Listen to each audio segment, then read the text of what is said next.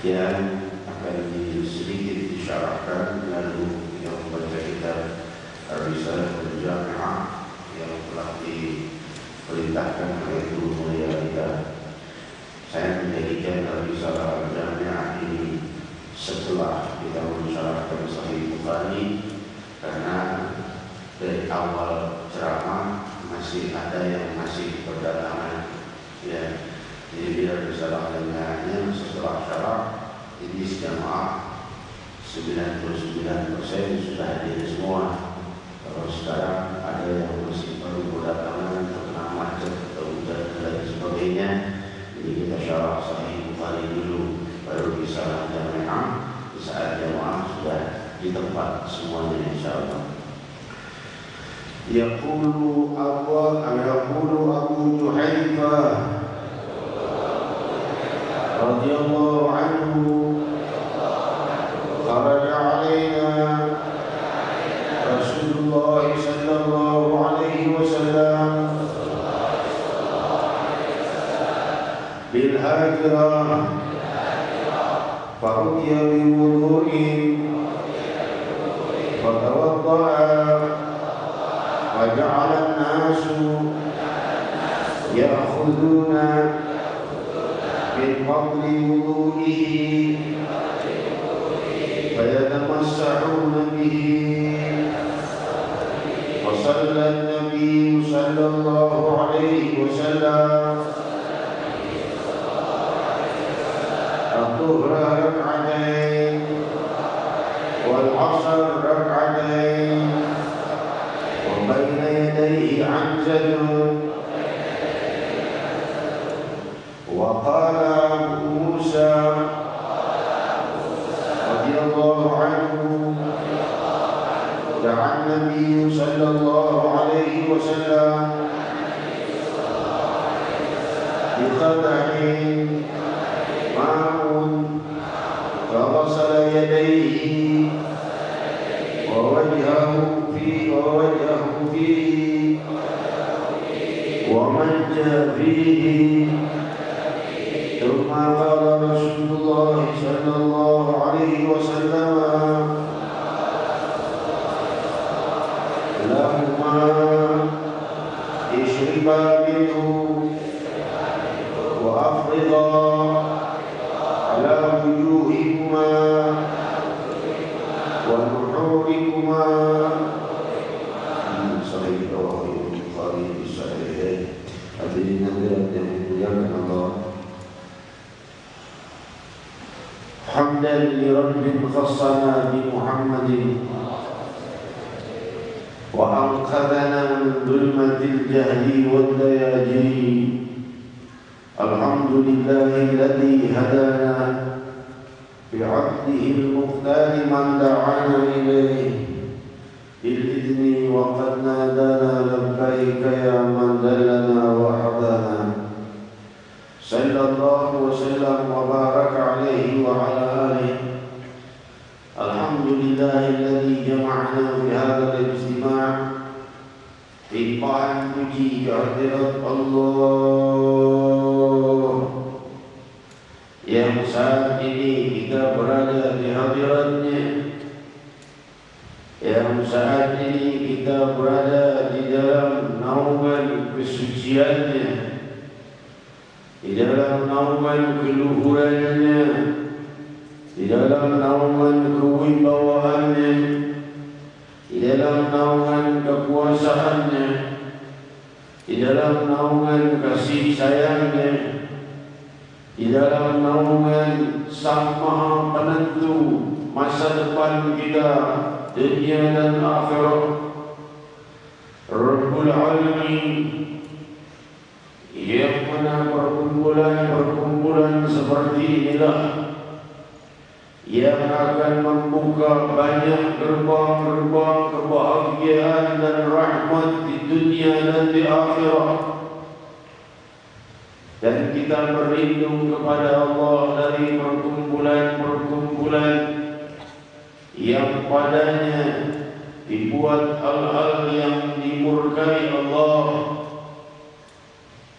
Maka Allah Subhanahu wa ta'ala membuat banyaknya datang musibah di dunia dan di akhirat karena perkumpulan dosa adalah mencipta dosa, mencipta musibah dan bala di masa hidupnya dunia dan akhirat. Hadirin hadirat yang dimuliakan Allah, yang saya maksudkan adalah dosa hasilnya adalah balasan dari Allah berupa musibah dunia dan akhirat. Perkumpulan pahala berbeda dengan perkumpulan dosa. Perkumpulan dosa membawa pahala di dunia dan akhirat. Perkumpulan pahala membawa rahmat dan kebahagiaan dunia dan akhirat. Kita di malam hari ini dalam perkumpulan kebahagiaan dan rahmatnya Allah yang akan berlimpah dunia dan akhirat. Hadirin hadirat yang dimuliakan Allah, telah kita baca riwayat dari Sayyidina Abu Juhaifah radhiyallahu anhu yang beliau mengatakan bahwa keluar kepada kami Rasulullah SAW di suatu waktu musim yang terik bil hajrah. Imam Ibn Hajar al-Asqalani di dalam Fathul Bari mengatakan bahwa makna kalimat al-hajrah di sini adalah panas terik. Demikian juga dalam Syarah Nawawi al-Sahih Muslim. Namun berbeda pendapat di antara para muhadditsin apakah ini salatul zuhur atau salatul asar. Tapi yang jelas di saat matahari sedang sangat panas. Hadirin hadirat yang dimuliakan Allah, maka dibawakan kepadanya tempat berwudu. Lalu beliau berwudu. Setelah itu orang-orang berebutan dari bejana bekas wudu beliau sallallahu alaihi wasallam dan mengusapkannya kepada dirinya, kepada anggota tubuhnya. Hadirin hadirat yang dimuliakan Allah, mengambil keberkahan dari bekas wudunya Sayyidina Muhammad sallallahu alaihi wasallam. Hadirin hadirat yang dimuliakan Allah, ini hadis mengandung makna tabarruk, makna yang banyak di hadis ini. Makna tabarruk yaitu mengambil barakah dari sesuatu yang dimuliakan Allah, apakah itu berupa benda atau berupa manusia. Hal itu diperbolehkan oleh Allah Subhanahu wa taala dan merupakan sunnah Sayyidina Muhammad sallallahu alaihi wasallam, yaitu mengusap atau mengambil barakah dari benda yang dimuliakan Allah, penuh keberkahan, atau manusia yang saleh, lebih-lebih pemimpin seluruh manusia yang saleh Sayyidina Muhammad sallallahu alaihi wasallam. Hadirin hadirat yang dimuliakan Allah, mungkin kalau mengambil barakah kepada orang-orang saleh atau bekas sentuhan orang saleh kita sudah mengerti, yaitu misalnya mohonkan doa berupa air yang didoakan, atau kita disentuh dadanya atau kepalanya atau tubuhnya agar diberi ketenangan atau kesejukan atau kesembuhan dari penyakit. Semua diperbuat oleh Sayyidina Muhammad sallallahu alaihi wasallam dan diperbuat oleh para sahabat untuk mengobati bahkan orang-orang yang non-muslim. Riwayat Sahih Bukhari, para kelompok sahabat berdakwah ke tempat yang jauh sampai di tempat satu kabilah yang kesemuanya masih dalam menyembah berhala. Mereka kepala sukunya sakit, tentunya non-muslim. Maka mereka berkata, kalian ini orang-orang yang berwajah cerah, barangkali bisa mengobati kepala suku kami. Para sahabat saling pandang satu sama lain, apa yang boleh berbuat. Kalau diobati kepala sukunya sembuh, maka sangat mungkin mereka masuk Islam. Maka salah seorang sahabat membacakan surat Al-Fatihah, lalu meniupkannya ke air dan diberikan kepada kepala suku yang sakit, dan dia pun sembuh dengan izin Allah Subhanahu wa taala. Menyembuhkan dengan tiupan saja. Demikian pula perbuatan Nabi sallallahu alaihi wasallam riwayat Bukhari, ketika beliau mengobati salah seorang sahabat, beliau berkata, Bismillahirrahmanirrahim, wa bi ba'dina yashfi mariduna. Demi tanah bumi kami dan demi air liur sebagian dari kami, sembuhlah yang sakit dari kami. Lalu dia menempelkan jempolnya di jarinya, di lidahnya, lalu ke tanah, lalu diusapkan pada yang sakit. Demikian cara yang diperbuat Sayyidina Muhammad SAW. Dia mengucapkan, demi tanah, benda kami, demi tanah bumi kami, demi air liur sebagian dari kami bermakna bukan hanya Rasul SAW yang diperbolehkan berbuat ini. Maka demi air liur sebagian dari kami, sembuhlah yang sakit dari kami. Maka sembuh yang sakit. Hadirin hadirat, Imam Nawawi dalam Syarah Nawawi al-Sahih Muslim menjelaskan dari sunnah Nabi SAW yang membaca Al-Ikhlas dan surat Al-Awud jika akan tidur, lalu sedikit meludahkannya dengan tiupan saja kepada kedua telapak tangannya dan mengusapkannya ke seluruh tubuhnya. Diajarkan oleh Rasul SAW. Maka berkata Imam Nawawi, hal itu merupakan tabarruk kepada air ludah yang baru membaca Al-Quranul Karim, mengambil barakat kepada tubuh kita, untuk tubuh kita sendiri dan juga untuk orang lain. Demikian pula Hajarul Aswad. Demikian pula Hajarul Aswad yang setiap orang umrah dan orang haji berebutan menciumnya.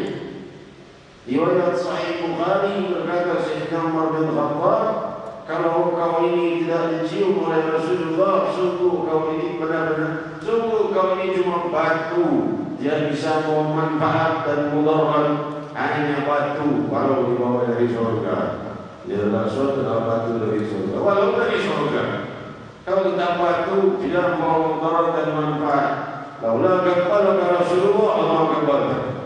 Kalau bukan karena Rasulullah menciummu, aku tidak akan menciummu.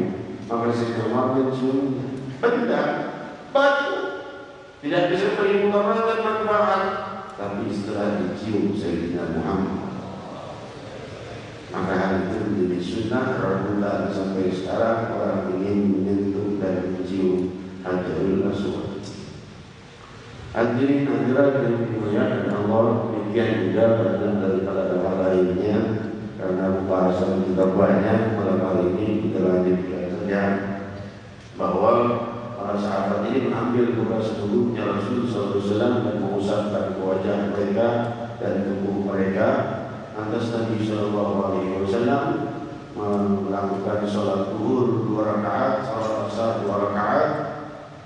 Ini adalah jamaah qasr, yaitu memadukan 2 sholat yang jumlahnya 4 rakaat jadi 2 rakaat. Hanya diperbolehkan bagi musafir yang keluar dari wilayah tempat tinggalnya lebih dari 82 km marhalatain. Kalau dia perjalanannya lebih dari 82 km, maka ia boleh mengqasar, yaitu mengurangi jumlah rakaat salat yang biasa dilakukan 4 jadi 2. Hanya yang 4 rakaat. Salat maghrib yang 3 rakaat tidak boleh qasar. Demikian pula salat subuh yang 2 rakaat tidak boleh qasar. Yang boleh qasar adalah zuhur, asar, dan isya. Gampangnya salat yang jumlahnya 4 boleh diqasar jadi 2 rakaat. Kalau keluar kotanya perjalanan lebih dari 82 km. Qasar boleh digabung, jadi itu dijamak, takdim atau takhir atau tidak. Ya, jadi kalau kita sholat zuhur mau dijamak dengan takdim, yaitu dipadukan dengan asar tapi di waktu zuhur, atau melakukan sholat maghrib dipadukan dengan isya, boleh. Sholat subuh boleh ditakati. Hanya zuhur, asar, zuhur dengan asar, maghrib dengan isya. Ingat, pahami dulu, zuhur hanya boleh dengan asar, asar hanya boleh dengan maghrib, maghrib hanya boleh dengan isya. Jangan sampai ada yang berpikir asar boleh dengan maghrib, kacau. Ya, nanti pembahasannya di bab fasal kita bicara perluas lagi. Bab jamaah fasal dan di salat jamaah, masalah salat jamaah yang dipadukan maksudnya. Nanti kita bahas ya, karena kita akan bahas nanti masih di awal baru kita.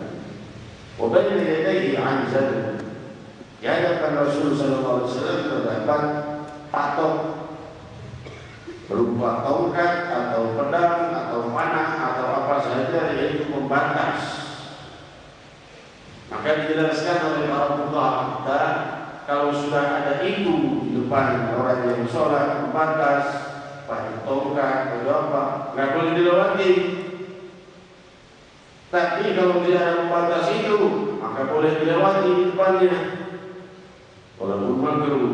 Tapi kalau ada pembatas, maka tidak diperbolehkan lewat di depannya. Biasanya kalau masjid-masjid besar yang banyak pintunya seperti begini, biasanya di depan imam itu sudah tidak ada lagi apa-apa. Ya, tapi kalau seandainya sholat di luar, di lapangan lainnya, layaknya imamnya saja yang pakai pembatas di depannya. Pakai ini pembatas, ya. Tapi makmum tidak perlu. Kenapa? Yang datang telat bisa menjelit-jelit di antara sholat. Kalau makmum pakai pembatas juga repot. Ya. Bahkan sholat sunnah sekalipun, orang kalau sudah sholat pakai pembatas jangan lewat di depannya. Jadi hadirat, makanya sebagian para sahabat kalau sholat dia cari tiang dekat tiang, sholatnya menghadap tiang. Supaya apa? Batas, ada yang berani lewat ke belakang. Kalau sholat di depan pintu, itu masuk, itu keluar, jangan disalahkan orang lewat keluar masuk, memang salah kita. Sholat di depan pintu. Ya, jadi nanti yang dimuliakan Allah. Demikian selanjutnya berkata Abu Musa dalam Fathul Bari ini, Abu Musa Al-Asy'ari bersama Bilal radhiyallahu anhu wa ardhahuma. Namun di sini yang disebut Abu Musa saja. Abu Musa Al-Asy'ari yang dimaksud kata Imam Ibnu Hajar bersama Bilal. Dibawakan oleh Nabi sallallahu alaihi wasallam sebuah bejana air padanya. Lantas beliau mencuci kedua tangan beliau yang sangat lembut dan wangi. Wa wajahu fi, dan membasuh wajahnya padanya. Wa manjabi, dan beliau berkumur-kumur badannya dengan air liurnya yang sangat wangi, lebih dari misik kasturi. Qala Rasulullah sallallahu alaihi wasallam lahumma, lalu Allah bersabda kepada mereka berdua, yaitu Abu Musa radhiyallahu anhu Al-Asy'ari dan Bilal bin Rabah radhiyallahu anhu, "Ishriba minhu," kalian berdua minum darinya. "Wa afrida ala wujuhikuma wa nuhurikuma," dan usapkan pada wajah kalian berdua dan pada leher dan tubuh kalian. Karena air yang disentuh Nabi sallallahu alaihi wasallam membawa keberkahan, sebagaimana air yang keluar dari jari-jari beliau di saat perjanjian Hudaybiyah. Saat itu beliau berkata, "Hayya 'ala tahurul mubarak." Hayya 'ala tahurul mubarak. Ayo sini pada air yang suci, yang mensucikan dan penuh keberkahan, yang keluar dari jari-jari Sayyidina Muhammad sallallahu alaihi wasallam. Jika para ulama mempertanyakan tentang air yang paling mulia, itu mereka mengucapkan air yang paling mulia adalah air Zam-Zam.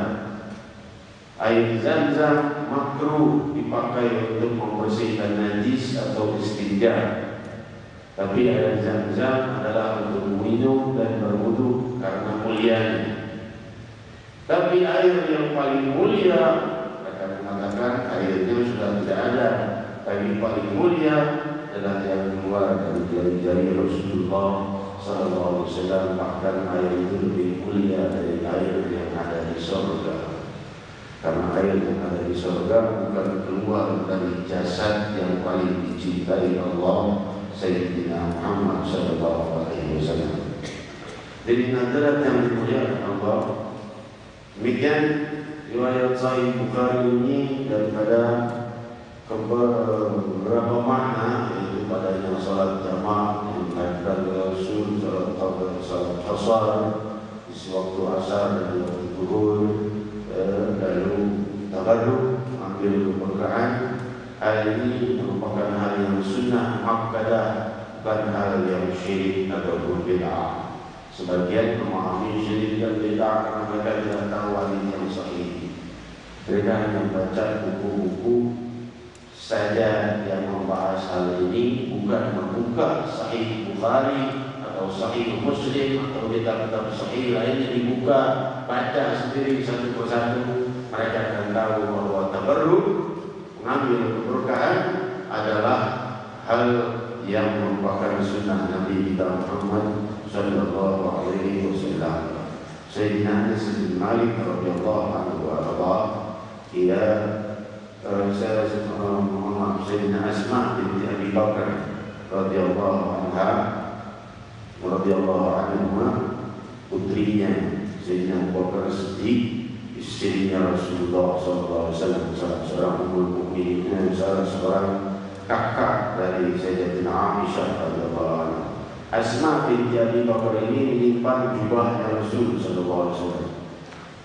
Dan ia darahnya didatangi para sahabat dan dia mengobati yang sakit dengan cara memasukkan sedikit dari jubah itu ke air, lalu memeras jubahnya. Air itu dibawakan kepada yang sakit, maka air itu dibawa kesembuhan dari jubahnya Rasul sallallahu alaihi wasallam. Demikian riwayat Sahih Muslim. Hadirin selanjutnya kita meneruskan daripada kitab Risalah Al-Jami'ah yang kemarin kita sudah sebutkan daripada makna dari Bismillah Basmalah. Namun malam hari ini kita masih membahas masalah Basmalah. Ya. Hadirin hadirat yang dimuliakan Allah, Basmalah kita masih belum selesai kemarin yang Selasa kemarin karena waktu. Basmalah adalah Bismillahirrahmanirrahim, khususnya yang padanya terangkai 19 huruf. Sudah disebutkan kemarin sedemikian banyak makna dari 19 huruf ini. Namun belum sempat disebutkan, belum sempat diteruskan, masih ada lagi makna-maknanya. 19 huruf basmalah mempunyai makna juga bahwa pintu neraka berjumlah 19 dan masing-masing dijaga oleh malaikat Zabaniyah sebanyak 19 dengan tadi surat Mudaththir. Ya. Di saat itu hadirin hadirat berkata Sayyidina Ali bin Abi Thalib radhiyallahu anhu di dalam tafsir Imam Qurtubi bahwa berkata Sayyidina Ali bin Abi Thalib radhiyallahu anhu, perindahlah seseorang sedang menulis Bismillahirrahmanirrahim, perindahlah tulisannya, maka Allah akan mengampuni dosa. Maksudnya perintah di sini adalah perintah dengan dia menikmati betapa indahnya Allah Subhanahu wa taala. Jadi perintah itu bukan perintah dilihat orang, tapi demi untuk menghormati Nabi, menghormati Allah Subhanahu wa taala, mengagungkan Allah Subhanahu wa taala dan menuliskan goresan tangan dari tangan yang berhati cinta dan rindu pada Allah. Hiasi tulisannya bersenang, maka kau akan diampuni oleh Allah. Hanya Bismillahirrahmanirrahim ditulis dengan cinta dan rindu pada Allah Subhanahu wa taala. Demikian ucapan Sayyidina Ali. Riwayat Imam Qurtubi dalam tafsirnya juga meriwayatkan bahwa Sayyidina Ali As-Sajjad Zainal Abidin Ibn Al-Husain Ibn Ali bin Abi Talib wa ummuhu Fatimah Az-Zahra radhiyallahu anhuma radhiyallahu anhum ajma'in, bahwa berkata Sayyidina Ali Zainal Abidin As-Sajjad ini putra Imam Husain cucu Rasul sallallahu alaihi wasallam. Imam Husain ini tentunya adiknya Imam Hasan. Imam Husain ini adalah putranya Sayyidina Ali dan putranya Sayyidina Fatimah Zahra, ayah bundanya, ya cucu Rasul sallallahu alaihi wasallam. Hadirin hadirat, ini anaknya Sayyidina Husain, Ali Zainal Abidin As-Sajjad alaihi ridwanullah. Berkata Sayyidina Ali Zainal Abidin, jika kalian ingin selamat dari 19 pintu neraka dan 19 malaikat Zabaniyah yang memanggil-manggil nama para pendosa, maka perbanyaklah membaca Bismillahirrahmanirrahim, karena kekuatan malaikat Zabaniyah ketika melemparkan penduduk neraka. Malaikat Zabaniyah dalam salah satu riwayat mempunyai 70.000 tangan. Satu malaikat Zabaniyah, tiap tangan dari 70.000 itu mengambil 70.000 pendosa. Dengan satu tangan 70.000 pendosa diambil oleh tangannya, dan tangannya 70.000. Sedangkan penduduk neraka itu dibesarkan oleh Allah dalam riwayat yang sahih hingga gigi geraham mereka seperti gunung-gunung Uhud.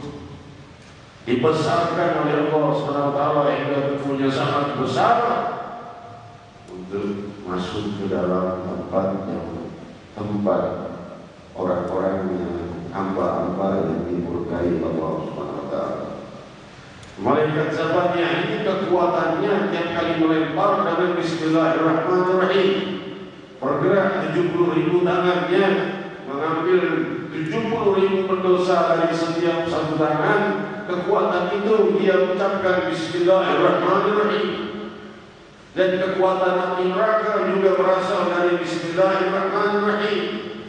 Maka kalian perbanyak ucapan itu, kalian akan selamat dari panggilan malaikat Zabaniyah dan juga dari kekuatan api neraka.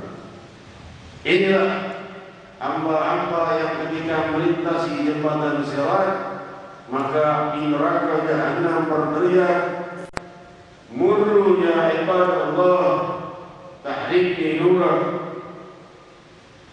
Lewat segera wahai hamba-hamba Allah yang mulia. Mereka melintas pemikiran kilat cepatnya. Lewatlah segera, melintaslah, cahaya kalian membakar aku, kata api neraka. Cahaya mereka membakar api neraka. Maka mereka diperintahkan dalam neraka Jahannam, cepat kalian, cepat, cahaya kalian membakar aku. Cahaya apa? Cahaya sunnah Sayyidina Muhammad, cahaya tuntunan Sayyidina Muhammad, cahaya sujud, cahaya ruku, cahaya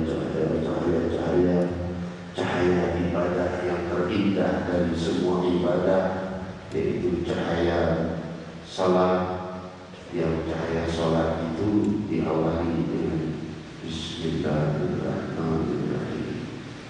Hadirin hadirat yang dimuliakan Allah, maka cahaya itu membuat api neraka yang malah ketakutan. Demikian rahasia para salihin, dan semoga kita berada di antara mereka dan bersama mereka melintasi jembatan Sirat tanpa kita melihat dan mendengar api neraka, karena cepatnya menuju surganya Allah Subhanahu wa taala. Amin. Innal ladzina sabaqat minna husna ulaika 'anha mub'adun la yasma'una 'asisaha wa la yahzunhum al-faza'ul akbar. Hadirin hadirat yang dimuliakan Allah, mereka yang sudah diberi oleh Allah saat di dunianya sudah dijanjikan husnul khatimah karena banyak memintanya dan banyak hadir di majelis taklim. Biasanya selalu di majelis taklim minta husnul khatimah. Apa itu husnul khatimah? Husnul khatimah itu mati dalam keadaan yang baik, yaitu di dalam la ilaha illallah Muhammad Rasulullah sallallahu alaihi wasallam. Hadirin hadirat yang dimuliakan Allah, mereka itu kata Allah, "Alladzina sabaqat minal husna ulaika anhum mub'adun." Mereka jauh dari api neraka. Kalau melintas pun secepat kilat. La yasma'una hasisaha. Dari kenikmatan cahaya yang melingkupi mereka, mereka tidak mendengar desis api neraka, apalagi gemuruhnya. Padahal gemuruh api neraka terdengar 100 tahun perjalanan. Ini jangankan gemuruhnya, desisnya tidak mereka dengar. Siapa kalau bukan orang-orang yang mencintai Allah dan mencintai Sayyidina Muhammad SAW. Al-mar'u ma'a man ahabba. Seseorang bersama dengan orang yang dia cintai, maka idolakanlah Sayyidina Muhammad. Ini nanti dijelaskan di dalam tafsir Imam Tabari. Tadi dijelaskan dari tafsir Imam Qurtubi, ini kita jelaskan dari tafsir Imam Tabari bahwa Allah Subhanahu wa taala memulai belum mengajarkan syariat, perintah, larangan dan lain sebagainya, kecuali Allah mengawalinya dulu, mengawali ajaran agamanya dengan basmalah. Bismillahirrahmanirrahim. Allah awali itu. Setelah itu baru kenali mana yang halal, mana yang haram, mana surga, mana neraka, dan segala sifatnya dan bentuknya. Syariat yang mendalam ke semua itu ajaran Allah. Allah memulainya dengan Bismillahirrahmanirrahim. Oleh sebab itu, katakan oleh Imam Tabari, banyak hadis bahwa Rasulullah SAW selalu mengucapkan basmalah ini. Basmalah itu singkatan dari Bismillahirrahmanirrahim. Mengucapkan basmalah itu dalam setiap gerak-geriknya.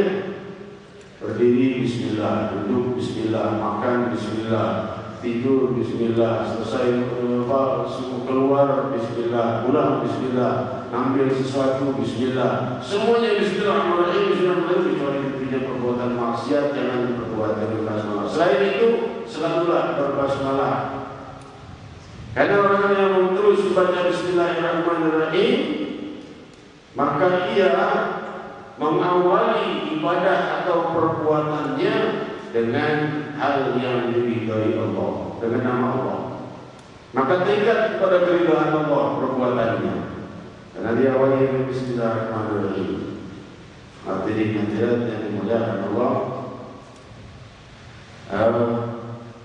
dengan makna yang lebih mendalam, bahwa selayaknya setiap orang tidak berbuat sesuatu kecuali dengan basmalah, seakan dia berkata, aku tidak memulai sesuatu perbuatan kecuali dengan namamu. Awal dari segala perbuatanku selalu dengan namamu ya Allah. Maka jangan kami sampai kami lupa, beri kami ingatan yang kuat untuk selalu mengucap namamu dalam segala sesuatu perbuatan. Maka semua perbuatan kita terikat di dalam keridhaan Allah.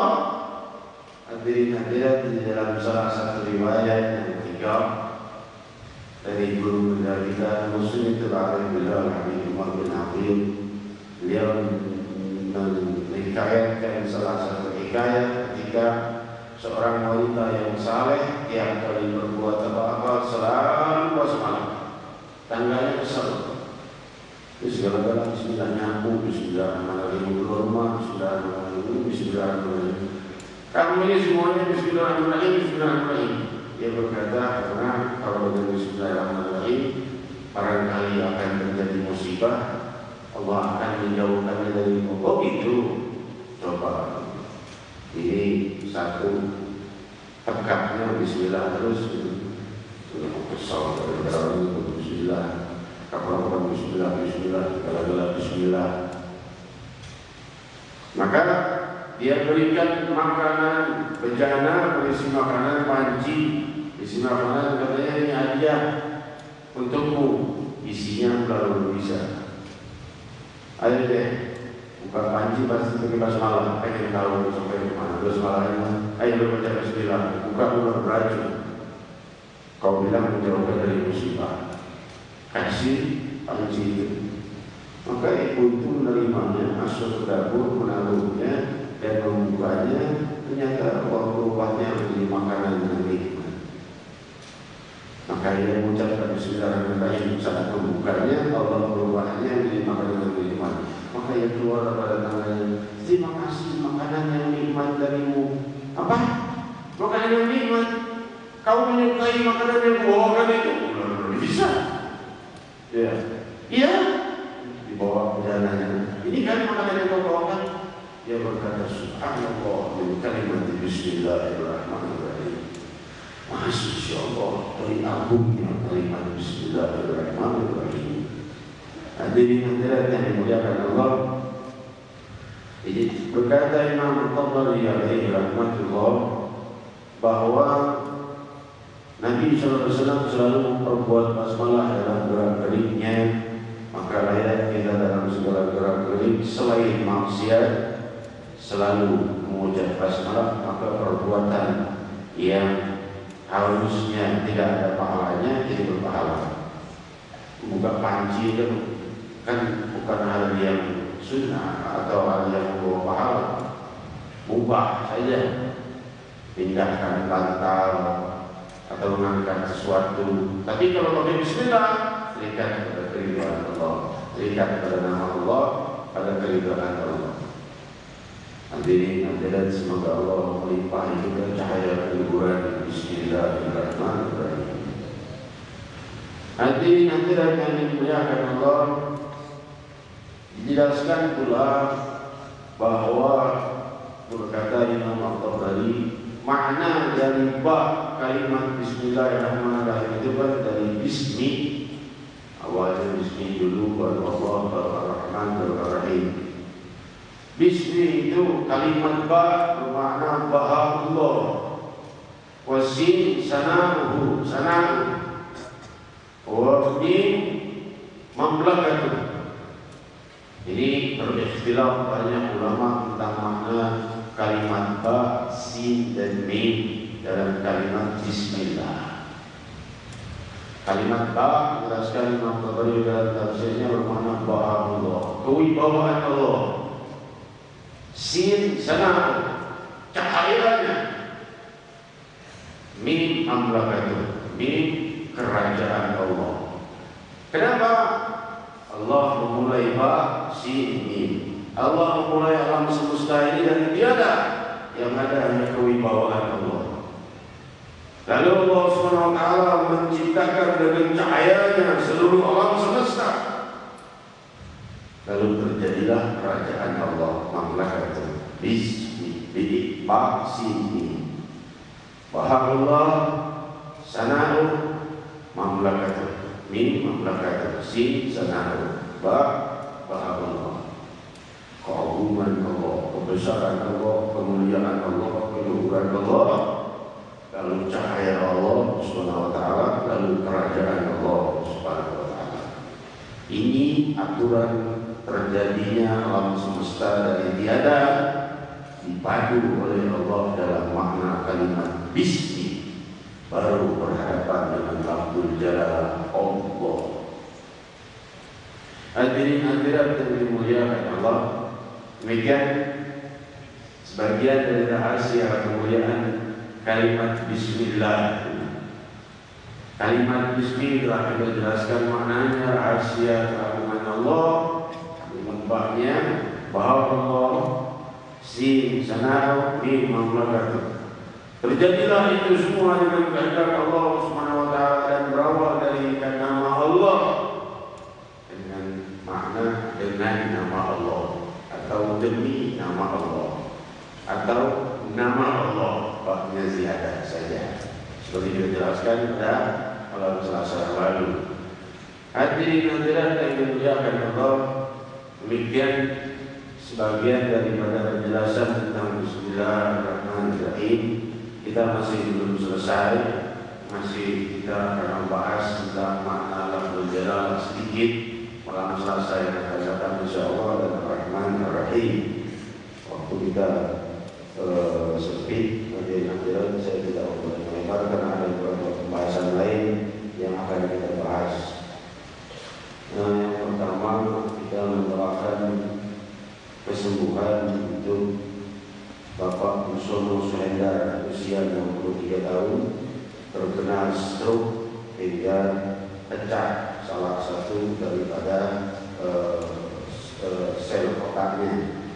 Maka dirawat di RSCM, semoga dilimpahi kesembuhan oleh Allah Subhanahu wa taala, dan semoga Allah menghidupkan kembali dan menggantikan sel-sel baru yang terpecahkan itu dan membuatnya bisa kembali hidup seperti sedia kala, sehat walafiat dan penuh dengan bimbingan kasih sayang Allah. Juga kita doakan semua kerabat, sahabat, bahkan kita yang sedang sakit, semoga Allah beri kesembuhan. Sakit yang lahir dan sakit yang batin, sakit yang lahir, sakit yang tidak ketahui, sakit yang batin, penyakit hati, sombonglah, diamlah, ini semua penyakit. Cuman repotnya penyakit lahir akan berakhir pasti, paling tidak akhir-akhirnya adalah kematian. Tapi penyakit batin akan terus membuat kerugian bagi kita, kepedihan bagi kita dunia dan akhirat. Maka semoga Allah Subhanahu wa taala menghapuskan seluruh penyakit lahir dan batin dari beliau dan dari semua kita dan dari kerabat dan sahabat kita. Allahumma rabbana sifat syafi wa afiyatal mu'afi, la shifa illa shifa'u, shifa'an la yughadiru saqaman wa la alaman. Wa ila hadratin Nabi sallallahu alaihi wasallam, al-Fatihah.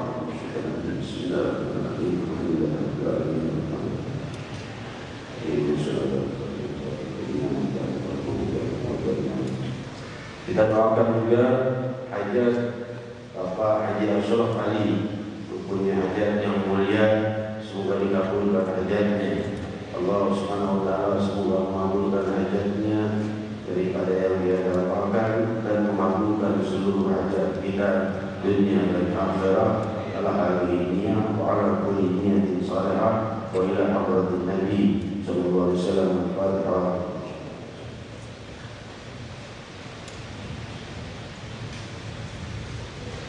Selanjutnya saya ucapkan mohon maaf untuk saudari Abdul Rahim dan saudara Abdul Aziz dari Cirebon yang silaturahmi ke markas pusat desa seluruh di Padang saya dan tidak bisa jumpa tadi. Mungkin beliau hadir malam ini, mereka semoga dilimpahi rahmat dan keberkahan Allah Subhanahu wa taala.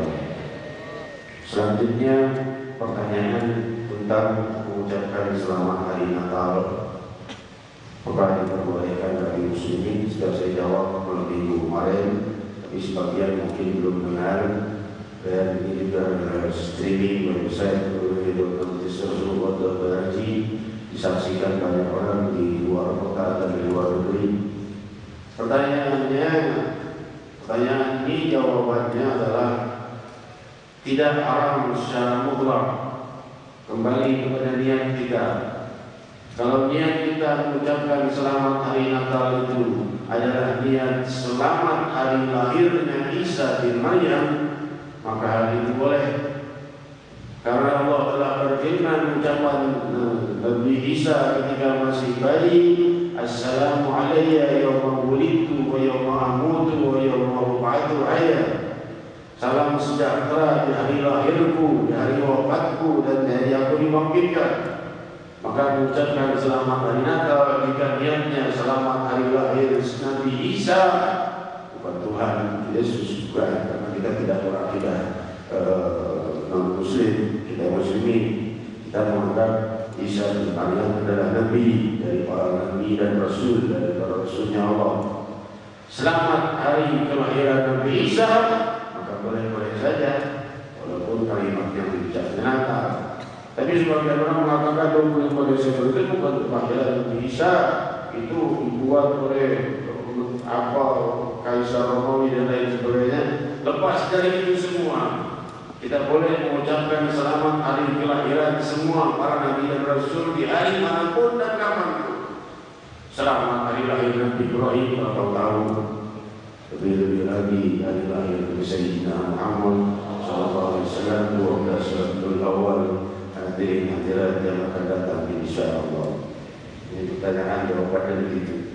Kalau jawabannya untuk selamat hari Natal menghormati Nabi yang dianggap putra Tuhan, maka hal ini haram hukumnya. Tapi kalau niatnya mengucapkan selamat hari Natal kepada Muslim atau non-Muslim dengan niat selamat hari kelahiran Isa bin Maryam, maka itu boleh-boleh saja. Ini sudah dibahas oleh guru mulia kita 2 tahun yang lalu di Senayan. 3 tahun, 2 tahun yang lalu. 2 tahun yang lalu ya, waktu di Senayan. Lihat isinya, DVD-nya ada tahun 2010 ya, 31 Desember tahun 2010. Beliau menyampaikan hal itu. Cuma saya mengulangi saja karena masih banyak yang nanya. Lalu selanjutnya hal yang merupakan perlu kita perjelas dan kita hindari adalah kita bukan non-muslim. Kita muslimin yang banyak kita hindari walau hal yang remeh adalah trompet tahun baru. Jauhkan dari kita dan dari anak-anak kita, dari keluarga kita, dari kerabat kita. Kenapa?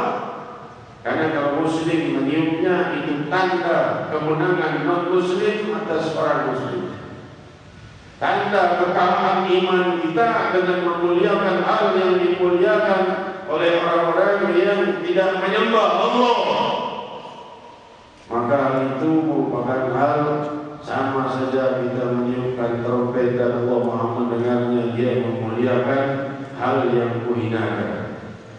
Kelak orang-orang akan ditunjukkan di muka bumi di padang mahsyar, dipanggil oleh Allah nama-nama mereka dan malaikat berkata, mereka diangkat lebih tinggi, malaikat berkata, inilah wujud. Ini wajah-wajahnya orang-orang yang memuliakan apa yang dihinakan Allah dan menghinakan apa yang dimuliakan Allah. Perjatuhan kulit wajahnya dari malunya di hadapan Allah dan di hadapan padang mahsyar. Jauhkan dari anak-anak kita, dari keluarga kita. Dengan trompet kemudian panggil pada trompetnya, sini Pak, bakar semuanya terbayar. Kalau mau gitu, jangan jadi bukan trompet, saya nggak ngerti. Kalau mau Islam pelan-pelan, tapi jangan jadi Islam. Kalau trompet banyak muslim kita. Padahal yang merayakannya non-muslim merayakan, silakan saja. Kita muslimin bukan waktunya. Ada yang punya waktu takbiran, malam Fitri, malam Idul Adha lain. Demikian dari kehadiran dan kehadiran Allah. Namun malam itu tentunya zikir kita insyaallah pada masa yang akan datang di Monas insyaallah. Dan tidak ada perubahan. Sudah dikeluarkan izinnya dari Polda Metro dan juga dari wali kota. Dan jadi tidak ada masalah. Tetap kita zikir akbar kita dimulai jam 20.15 sampai berakhir kira-kira 22.30, kira-kira setengah 11 sudah bubar. Ya, jadi orang-orang yang mau nonton petasan tahun baru di tepat jam 12 malam, ya silahkan aja datang, bisa ikut majelis. Ya, akhirnya kan datang dengan pakaian semaunya, rambutnya diri itu kayak apa namanya itu, lupa saya nggak mau nyebut juga namanya bahkan ya, rambut tinggi itu berdiri ya kayak pasukan Romawi, merah, putih, hijau, kayak Datang lihat panggung, wah, oh ini panggung nih, pasti panggung hiburan, duduk, zikir ya Allah 1000 kali. Lihat panggungnya enggak, wah, ini pasti panggung hiburan, duduk lihat kok baju putih semua ini, gue sendiri yang pakai jajar merah. Asli nanti juga kalau duduk terjebak di majelis zikir mau keluar, orang beratusan ribu di situ. Lalu udah duduk. Dengerin, lihat perayaan. Ada beberapa saudara-saudara kita yang menggunakan pakaian awam dan tidak mengerti hadir majelis, bingung wajahnya saat hadir di majelis zikir, dan air mata mereka mengalir saat menyebut nama Allah.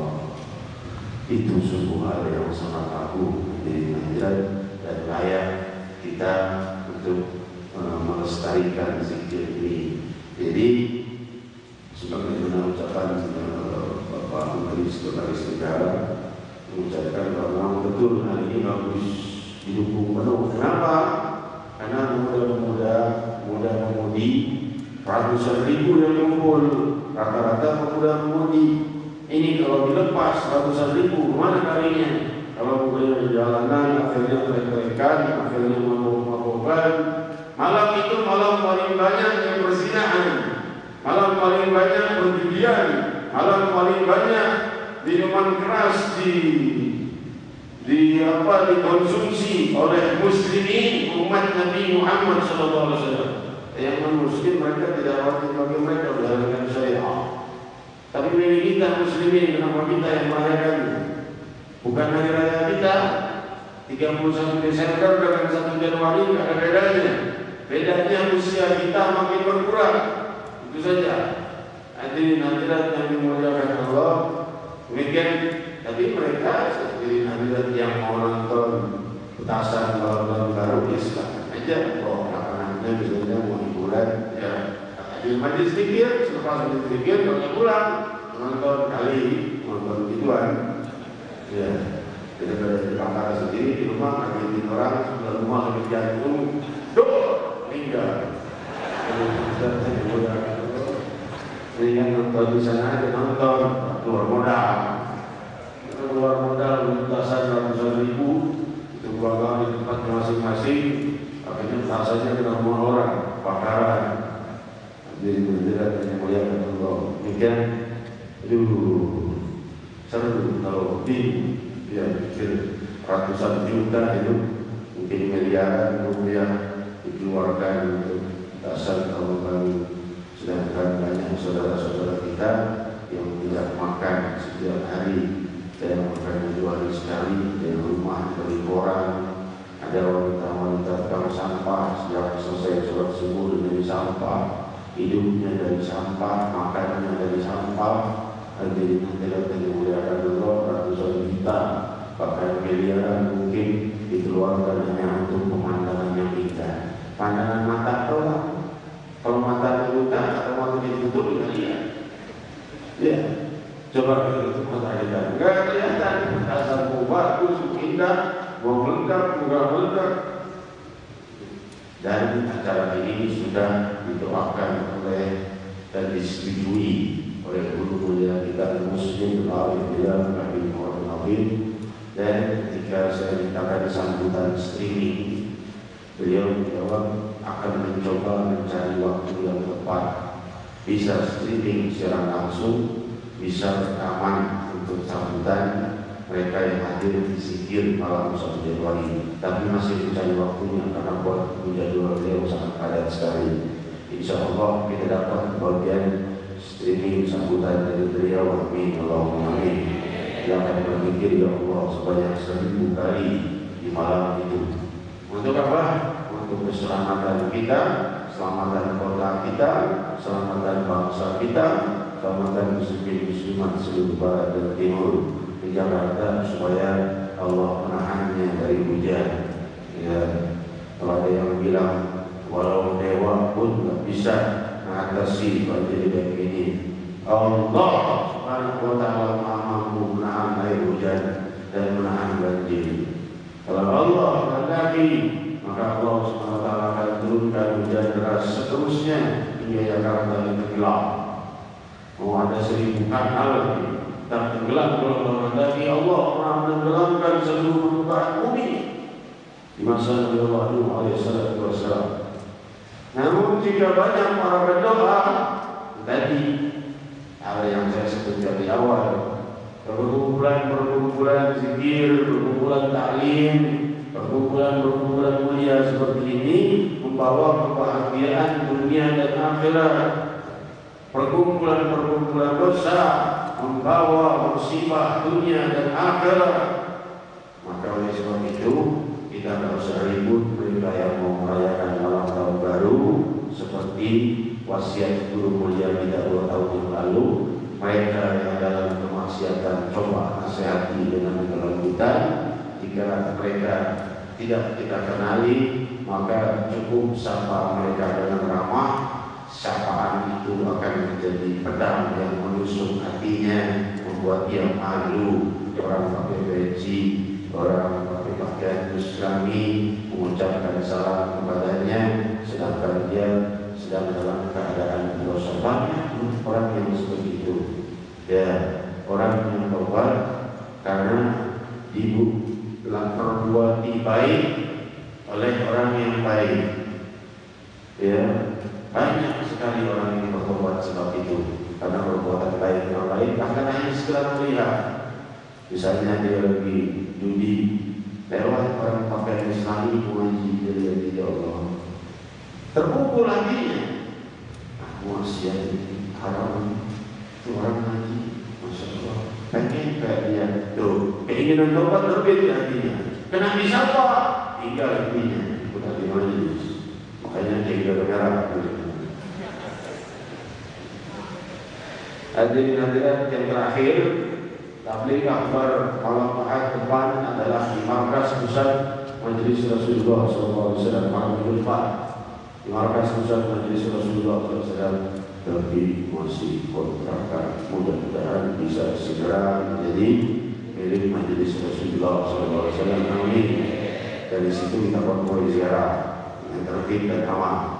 Saya ucapkan selamat dan juga terima kasih kepada aparat keamanan dari Polsek Pancoran yang telah mengamankan acara ini, dan juga para ulama, para sepuh, para habaib, para guru-guru kita, hadirin hadirat, dan semua pemirsa yang menyaksikan langsung acara ini di streaming website www.majlisrasulullah.org. Kesemuanya semoga dalam rahmat dan kebahagiaan Allah Subhanahu wa taala. Kita berpikir memanggil namanya yang penuh dengan keluhuran, penuh dengan rahmat, dan siap melimpahkannya setiap waktu, siang dan malam. Maha memiliki masa dan zaman, Maha memiliki waktu dan tempat, Maha memiliki masa depan kita, dan Maha menentukannya dunia dan akhirat. Pemilik neraka dan pemilik surga, pemilik ketentuan yang pasti bagi yang dikehendakinya untuk masuk ke dalam surga. Faqulu jami'an ya Allah, ya Allah.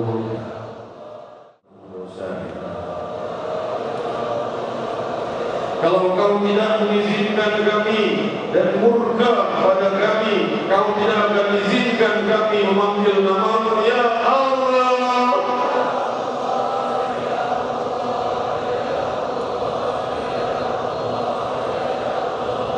Allah Subhanahu wa taala berfirman dalam hadis qudsi, ya Adam, innaka ma da'awtani wa rajawtani ghafartu laka ala ma kana minka fala ubali.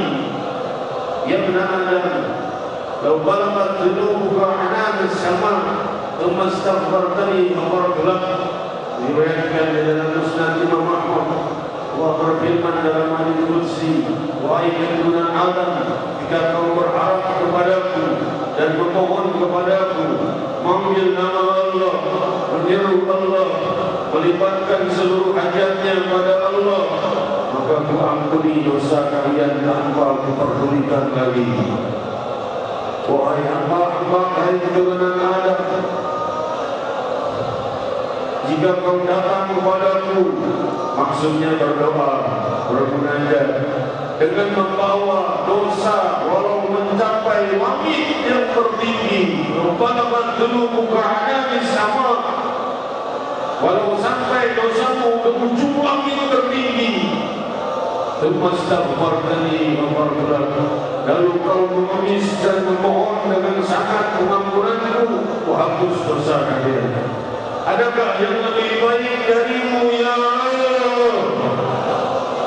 Ya Allah, tiada yang lebih baik darimu. Tiada yang pantas kami bersangka baik melebihimu.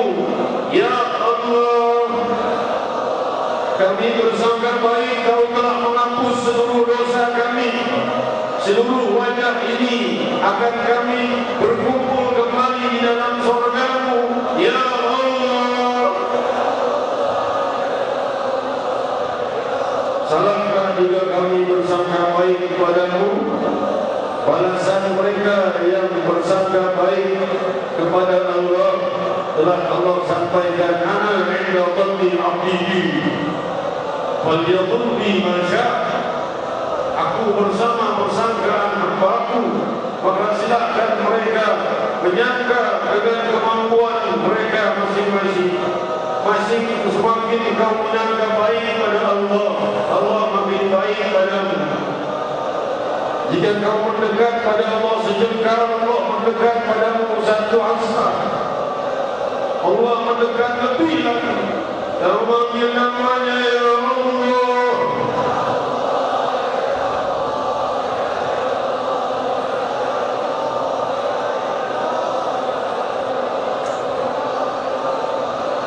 Wa in dzakarani bi nafsihi dzakartuhu bi nafsi. Wa in dzakarani bi mala'in dzakartuhu bi mala'in khairun minhu. Ya Allah, jika mereka mengingatku di dalam kesendiriannya, maka aku mengingat mereka dalam kesendirianku.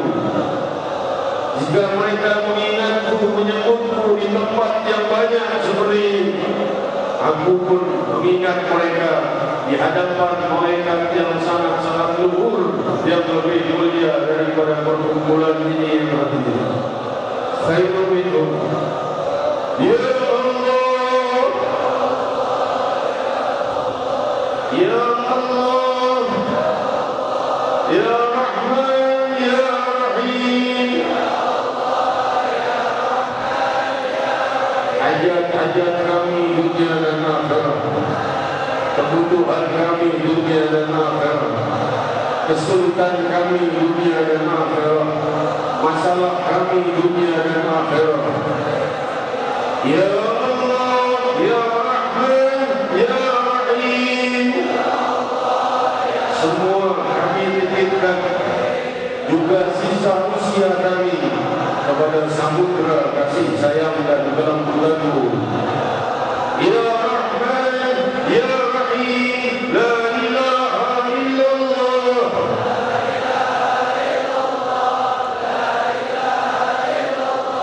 la ilaha illallahul azimul alim.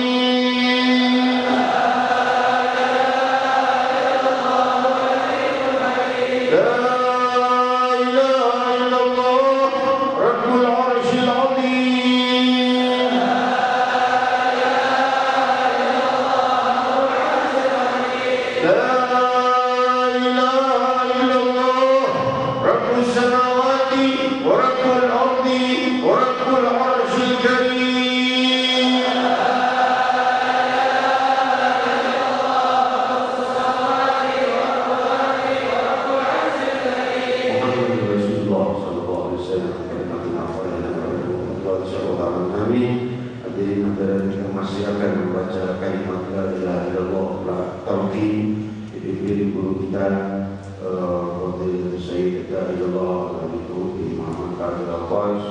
Kenapa sih la ilaha illallah lagi la ilaha illallah Rasul bersabda qala la ilaha illallah khalisan min qalbihi haramahullah 'ala an-nar. Barang siapa yang mengucap la ilaha illallah ikhlas dari hatinya, Allah haramkan dia dari api neraka. Maka oleh sebab itu berkata Imam Ibnu Hajar di dalam Fathul Bari menjelaskan hadis ini maka hal ini mustahab takrir.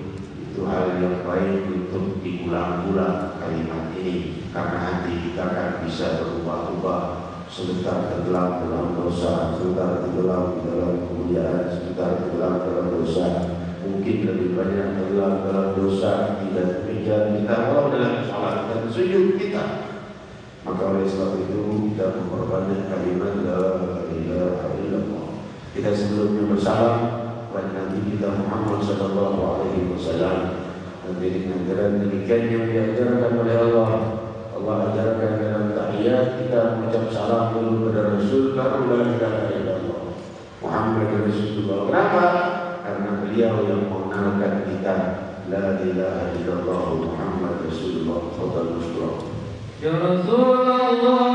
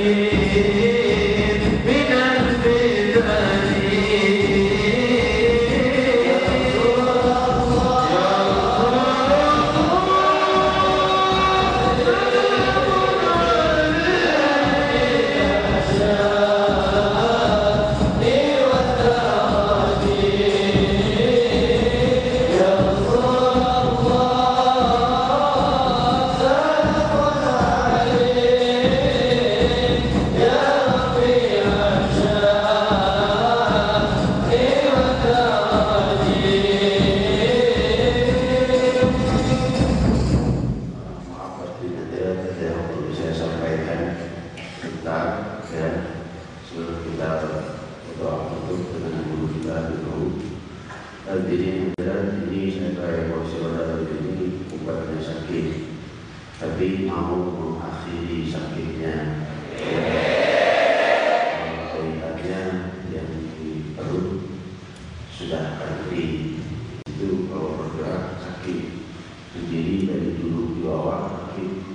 Saya sholat saja sampai sekarang duduk di kursi di bawah. Awalnya di bawah, lupa dengan guru mulia kalau tidak bisa rukuk dan sujud, maka sholat mulu dari kursi. Saya bilang, saya lebih merasa nyaman kalau duduk di bawah, karena lebih awal rendah hati pada beliau. Berkata tidak, lebih baik di kursi. Saya bilang kok lebih baik di kursi. Kemarin Oknamo beberapa 2 hari saja jumpa dengan profesor, dia ini mau cepat berdiri, jangan sampai banyak duduk di bawah lalu berdiri. Lebih baik kalau mengajar duduk di kursi, sholat tidak duduk di kursi. Dari guru mulia katakan di kursi, profesor katakan di kursi. Subhanallah, guru mulia kita. Tadi saya meneteskan dari mata, saya berkata, wahai guru mulia, saya sudah sangat banyak penyakit yang terus berdatangan. Apakah usia saya akan segera berakhir? Maka beliau berkata, usia masih panjang. Dan beliau berkata, tidak kuizinkan kau meninggalkan satu majelis pun yang mengundangmu. Silahkan saja dalam keadaan kurang sehat, ada yang menemani siapa saja dari para dai yang menemani. Saya katakan yang sering mengajikan saya di Jafar bin Muhammad Al-Atas. Beliau mengatakan, nah, tapi kau harus tetap hadir semua undangan yang mengundang. Saya berpikir, mustahil kalau saya sedang dalam keadaan tidak sadar, saya bisa dalam keadaan sakit, gimana saya hadir? Jawabannya berarti sembuh dan afiat. Dan amin, Allahumma amin. Mohon doanya yang saya sampaikan. Insyaallah acara malam Selasa kita sukses. Jangan lupa malam minggu depan di markas pusat Majelis Rasulullah SAW. Awas gak hadir. Ya. Markas pusat hadir, Pancoran, Munawar, Zikiyah. Tapi kalau hujan, hadir juga ya. Janji. Saya diperintah untuk tidak boleh meninggalkan satu majelis pun yang mengundang saya. Insya Allah selalu saya hadir. Jadi kalau jemaah kamu datang ke markas pusat, ayo 3 semua jadwal bertahu. Tidak mungkin lah saya berbuat demikian. Mohon maaf, hanya bercanda saja.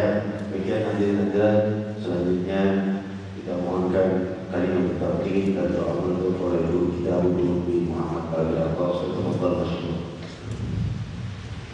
قال رسول الله صلى الله عليه وسلم أفضل ما كنت أنا والنبيون من قبلي لا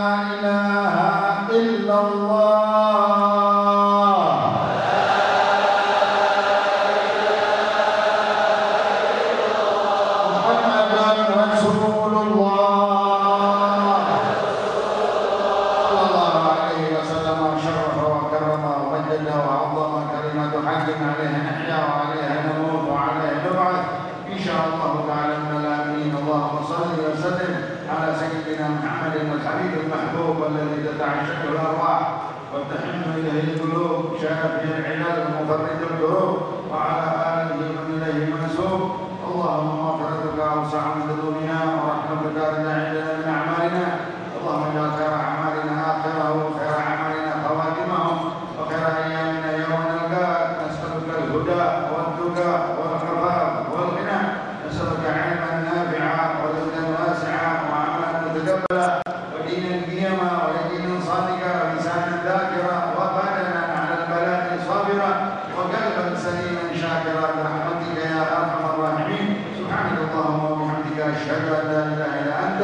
أستغفر